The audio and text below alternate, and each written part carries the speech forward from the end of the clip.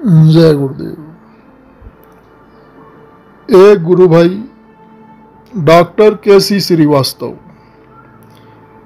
उन्होंने अपने जीवन की कुछ महत्वपूर्ण घटनाएं प्रेमियों को बतलाई। उन्होंने बतलाया कि मैं मेडिकल कॉलेज से नया नया निकल कर आया था पढ़कर। सोसाइटी में खाने पीने में मैं अपनी शान समझता था। मेरी नई नई शादी भी हुई थी, तो ससुराल वाले सभी लोग शाकाहारी थे और बाबा जय गुरुदेव जी महाराज से उन्होंने नामदान भी ले रखा था। उनका कहना था कि मैं भी शाकाहारी हो जाऊं, पर यह बात मेरी समझ में ही नहीं आती थी।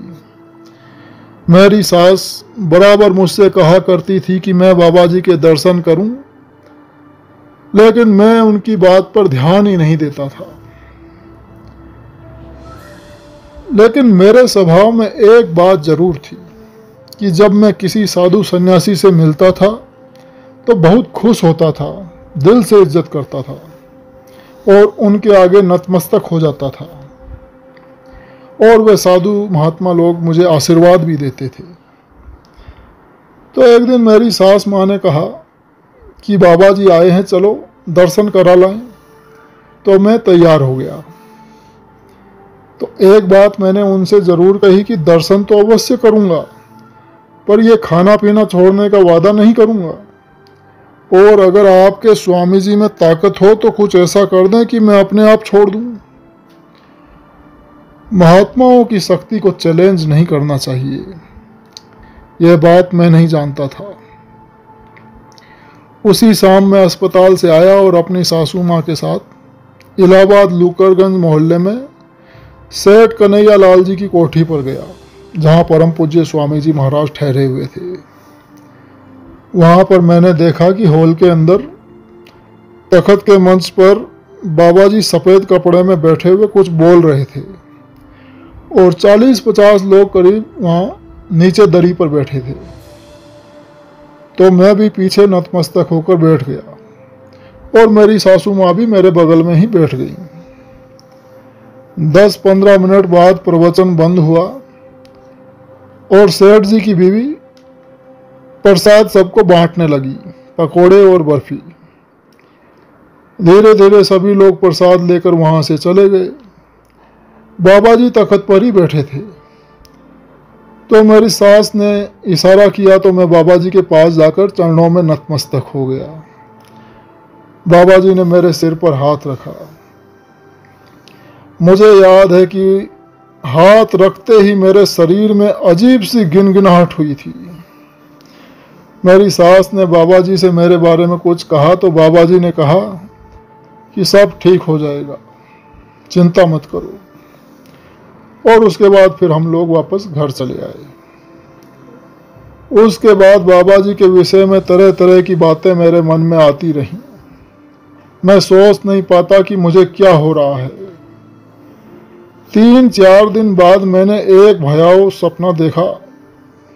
उसका असर ये हुआ कि उस दिन से आज तक मांस और शराब, खाना पीना तो दूर रहा, मेरे विचारों में भी इसकी बात तक नहीं आई। मेरे सारे दोस्त जिद करते रहे, दबाव डालते रहे कि खाने में क्या हर्ज है, मगर मैं खाने पीने की हिम्मत नहीं जुटा पाता था, और इस तरह से मेरी सारी बुरी आदतें छूट गई। यह अपने आप में एक बहुत बड़ा चमत्कार था। इस घटना के बाद बाबा जी के दर्शन के लिए मेरे मन में ऐसी प्यास जगी कि अक्सर जहाँ भी मुझे मौका मिलता मैं वहाँ जाकर बाबा जी के दर्शन जरूर करता, और उसके बाद मेरे मन में कई कई दिन तक उत्साह बना रहता। इलाहाबाद संगम में जब बाबा जी का कार्यक्रम हुआ था तो मैंने वहाँ डिस्पेंसरी में रहकर थोड़ी बहुत सेवा भी की थी। मेरा बेटा भी डॉक्टर है, उसने भी पूरे 10 दिन वहाँ रहकर अस्पताल में सेवा की थी। मेरी 2 बेटियाँ ग्रेजुएट हो गई हैं, तो मैंने उन्हें एमएससी और एमए में दिल्ली में भर्ती करा दिया। इसके बाद दयालबाग आगरा वे आई और वहाँ भी टेस्ट में पास हो गई। दिल्ली का माहौल देखकर मन घबराता था। हम दोनों मियाँ बीवी सोच में पड़े थे कि कहाँ जाकर एडमिशन दिलाएं। तो आगरा में होटल के बाहर निकले तो बच्चों को लेकर मथुरा की बस में बैठ गए। वहाँ बाबा जी का दर्शन किया, उनके सामने अपनी बात रखी कि बच्चियों को कहाँ भर्ती कराएं, दिल्ली में या आगरा में। तो बाबा जी ने तुरंत कहा कि दयाल बाग क्या बुरा है। बस जवाब मिल गया और दयाल बाग यूनिवर्सिटी में बच्चियों का दाखिला करा दिया।